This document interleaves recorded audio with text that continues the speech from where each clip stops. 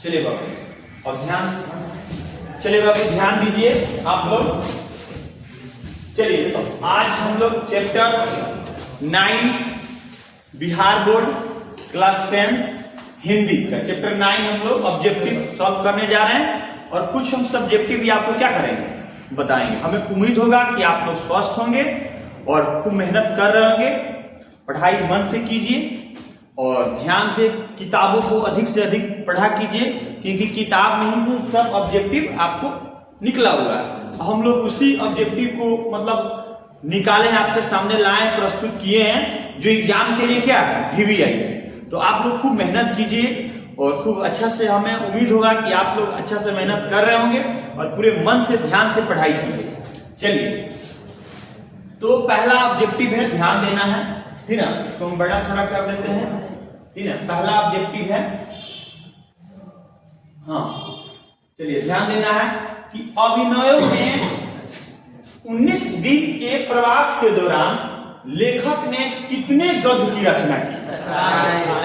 तो option number कितना हो जाएगा बाबू? हाँ ए नंबर हो जाएगा। ऑप्शन नंबर कितना हो जाएगा? ए नंबर। इसका आंसर हो जाएगा बाबू हाँ 27। कितने गद्य की रचना की बाबू? 27। अभिनय की किसकी कृति है? किसके बाबू? पिकासो की। किसकी है बाबू? पिकासो की। बहुत एक मतलब ये जो मतलब पिकासो है, ये बहुत प्रसिद्ध इनका कृति है सब, ठीक ना। तो अभिनय किसकी कृति है बाबू? पिकासो। चलिए आगे बढ़ते हैं, ध्यान दीजिए बाबू, ठीक ना। आप लोग ध्यान नहीं दीजिएगा, ध्यान भटक जाएगा, फिर आपका कुछ नहीं हो सकता है। तो ध्यान भटकना नहीं चाहिए। लाल सतलुज के धार्मिक उपयोग कब से कब तक होता है? ऑप्शन नंबर क्या हो जाएगा? D number. 14वीं सदी से फ्रेंच क्रांति तक, ठीक ना। चलिए अभिनय कहाँ स्थित है? हाँ तो ऑप्शन नंबर ए हो जाएगा। अभिनय कहाँ स्थित है बाबू? फ्रांस में स्थित है। अशोक वाजपेयी का जन्म कब हुआ था? 16 जनवरी 1941। हाँ ऑप्शन नंबर क्या हो जाएगा? ए नंबर 16 जनवरी 1941। 16 जनवरी 1941, ठीक ना। अशोक वाजपेयी का जन्म कब हुआ था बाबू? 16 जनवरी 1941। देखिए लेखक का नाम जो है ना वो खूब याद है। एक अलग कॉपी में लेखक का नाम, पाठ की विद्या, ठीक ना, और उसके कुछ उपन्यास, ठीक है, ये सब लिख कर एक कॉपी में एक जगह उसको खूब याद कीजिए। ये सब प्रश्न एग्जाम में ज्यादा आने का चांस रखता है। चलिए आगे बढ़ते हैं, ठीक ना। चलिए तो अभिनय पाठ के लेखक का क्या नाम? ठीक ना, अभिनय पाठ के लेखक का क्या नाम बाबू? ऑप्शन नंबर क्या हो जाएगा? सी अशोक वाजपेयी। क्या नाम बाबू? अशोक वाजपेयी, ठीक ना। अशोक वाजपेयी का जन्म कहाँ हुआ था? हाँ तो ऑप्शन नंबर क्या हो जाएगा? बी छत्तीसगढ़। कहाँ हुआ था बाबू? छत्तीसगढ़। चलिए आगे बढ़ते हैं। हाँ अशोक वाजपेयी की लगभग कितनी मौलिक और संपादित कृतियां प्रकाशित हुई है? 3 दर्जन। हाँ लगभग कितना दर्जन? 3 दर्जन। मतलब 1 दर्जन बराबर, ठीक ना, 1 दर्जन बराबर 12 की संख्या होती है। कितनी संख्या होती है? 12। तो अब 3 दर्जन बोला है तो 3 × 12 मतलब कितना हो गया? 36, ठीक ना। ये लगभग 36 इनकी क्या है बाबू? अशोक वाजपेयी की कृतियां, ठीक ना। तो इस चीज को ध्यान में रखिएगा। चलिए अभिनय कहाँ का एक मध्ययुगीन ईसाई मठ है? कहाँ का बाबू? दक्षिणी फ्रांस का। देख रहे हैं कितना क्वेश्चन मतलब सेट करने वाला, कितना क्वेश्चन कंसेप्चुअल क्वेश्चन सेट किया गया है कि इसमें देखिए उत्तरी फ्रांस भी दिया है, उत्तरी अमेरिका भी दिया है, दक्षिणी अमेरिका भी दे देगा। तो आपका आंसर क्या होगा? दक्षिणी फ्रांस। तो ये सब चीज ना अच्छा सा किताब पढ़िएगा बाबू, तो आपको यहाँ से क्वेश्चन क्या हो जाएंगे? सॉल्व हो जाएंगे। चलिए आगे बढ़ते हैं, ध्यान दीजिएगा। चलिए अशोक वाजपेयी का माता का नाम क्या है? निर्मला देवी। अशोक वाजपेयी का माता का नाम क्या है? निर्मला देवी। क्या है बाबू? निर्मला देवी। अशोक वाजपेयी के पिता का नाम क्या है? ऑप्शन नंबर क्या हो जाएगा? सी, परमानंद वाजपेयी। क्या नाम है? परमानंद वाजपेयी। ठीक ना। अशोक के पिताजी का नाम क्या है? परमानंद वाजपेयी। अशोक के माता जी का नाम बाबू निर्मला देवी। चलिए आगे बढ़ते हैं, ठीक ना। चलिए, विल नो लॉ अभिनय का अर्थ होता है। हाँ, ऑप्शन नंबर क्या हो जाएगा? हाँ, बी नंबर। ऑप्शन नंबर क्या हो जाएगा बाबू? हाँ, बी नंबर। अभिनय का नया काम। क्या हो जाएगा? अभिनय का नया काम। चलिए, एक पतंग अनंत में किसकी रचना है? एक पतंग अनंत में, ये बताइए किसकी रचना है? अशोक वाजपेयी। एक पतंग अनंत में ये किसकी रचना है बाबू? अशोक वाजपेयी की रचना है। चलिए आगे बढ़ते हैं, ध्यान दीजिएगा बच्चा लोग, शोरगुल नहीं होना चाहिए। अशोक वाजपेयी ने किस पत्रिका का संपादन किया? हाँ, ऑप्शन नंबर क्या हो जाएगा? ए हो जाएगा, समवेत। क्या हो जाएगा बाबू? समवेत। देखिए क्वेश्चन नंबर 15 है, अभिनय दक्षिणी फ्रांस का एक पुराना डैश है। मतलब अभिनय दक्षिणी फ्रांस का एक पुराना डैश है। क्या है बाबू? चलिए देखते हैं, ठीक ना। चलिए,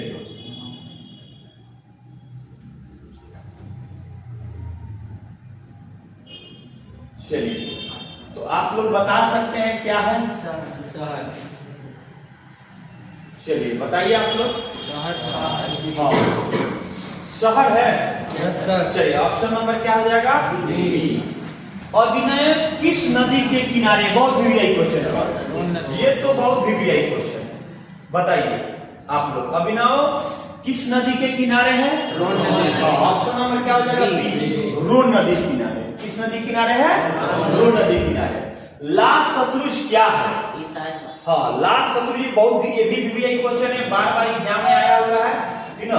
तो लास्ट शत्रुज जो है ना बाबू, ईसाई मत। क्या बाबू? ईसाई मत। चलिए आगे बढ़ते हैं, ध्यान दीजिएगा।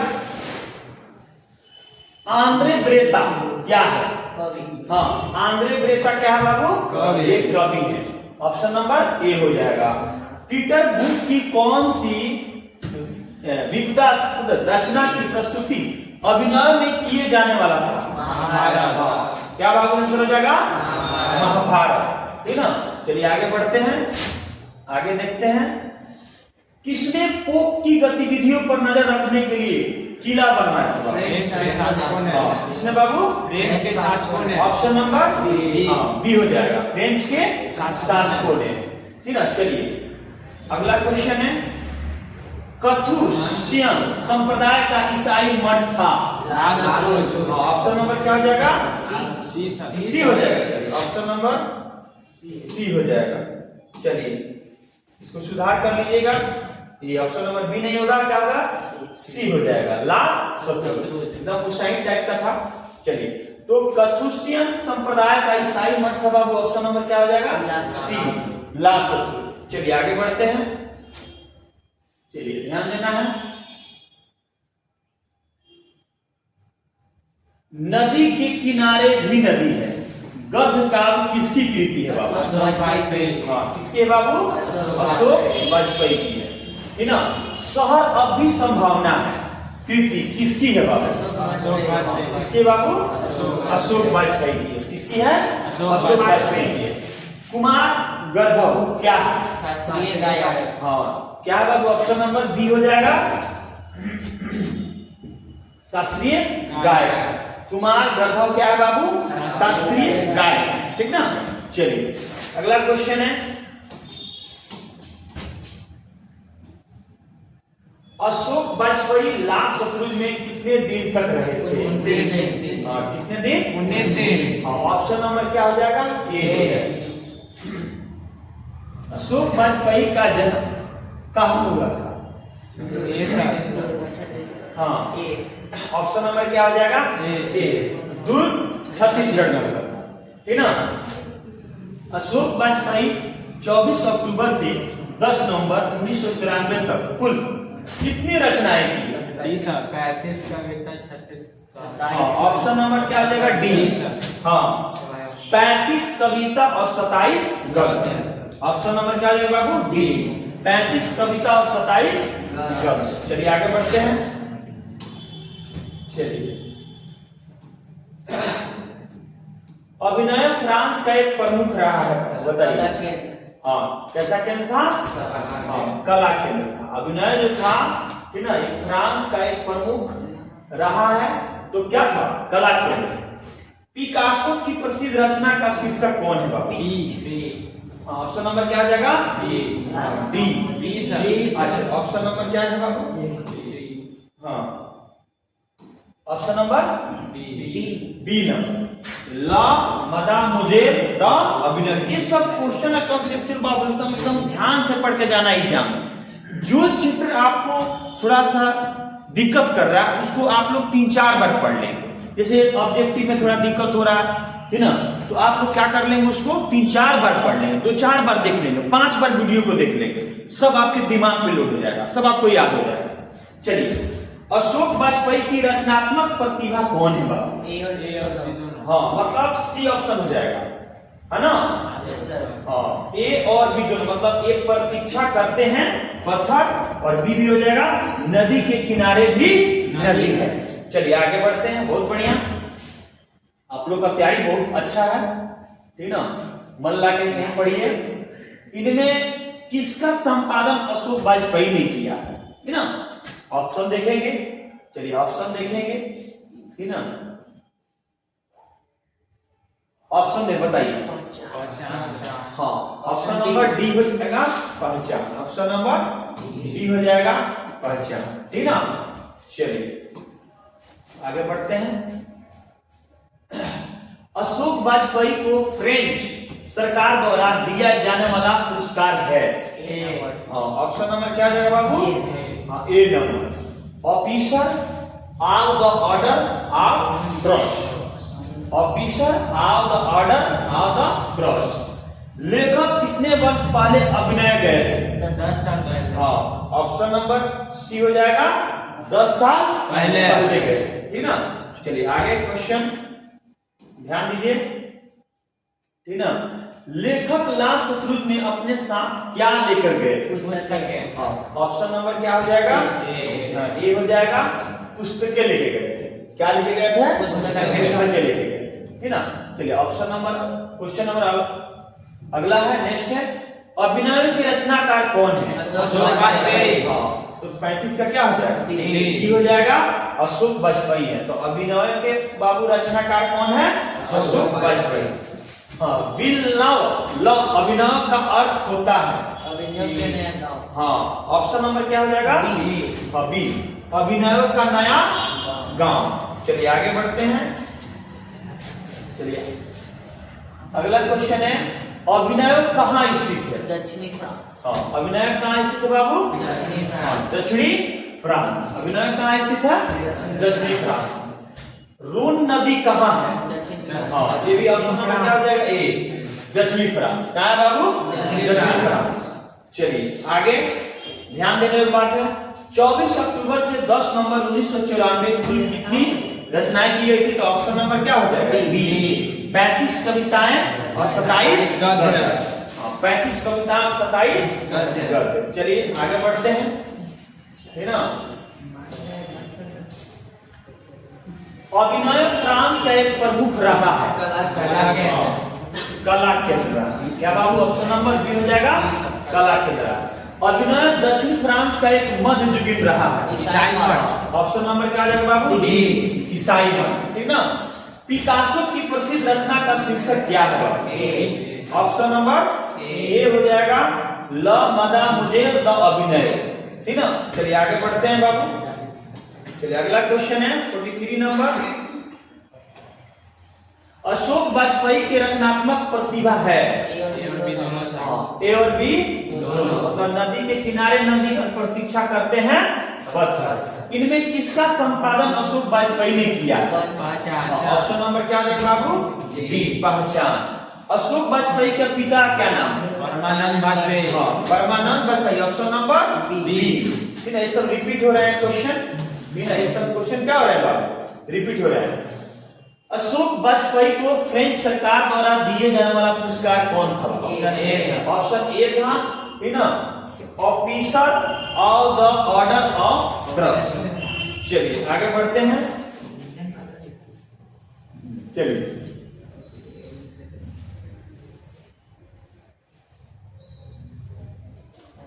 क्वेश्चन नंबर 47, ध्यान दें। ला शत्रुज क्या है? ईसाई मठ। ये क्या है बाबू? ईसाई मठ। क्या है? ईसाई मठ। आंद्रे बेत्रा क्या है? कवि। हाँ, क्या है बाबू? कवि। कवि है। आंद्रे बेत्रा क्या है? कवि। है। चलिए क्वेश्चन नंबर नेक्स्ट। नदी के किनारे भी नदी, यह गद्य काव्य किसकी कृति है? ऑप्शन नंबर क्या हो जाएगा बाबू? ऑप्शन नंबर क्या हो जाएगा? बी, अशोक वाजपेयी की। किसकी है? अशोक वाजपेयी की। शहर अभिसंभावना, यह कृति किसकी है? अशोक वाजपेयी की। ऑप्शन नंबर क्या हो जाएगा? बी, अशोक वाजपेयी की। चलिए क्वेश्चन कुछ हम लोग वीवीआई देख लेते हैं। क्वेश्चन कौन वीवीआई, आप लोग इसको गोल कर लेंगे क्वेश्चन को, ठीक ना। चलिए हाँ, क्वेश्चन है कि देखिए ये क्वेश्चन हमेशा आता है, ठीक ना, कि 5वां नंबर क्वेश्चन कि लेखक अभिनव को क्या साथ लेकर गए थे और वहां कितने दिन तक रहे? ये सब वीवीआई क्वेश्चन है, ठीक ना।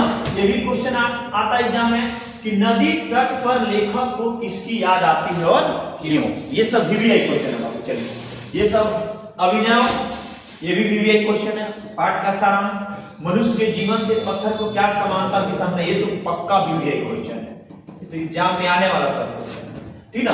और 9 नंबर एक क्वेश्चन है कि ला शत्रुजा क्या है और वह कहां अवस्थित है, आजकल उसका क्या उपयोग होता है?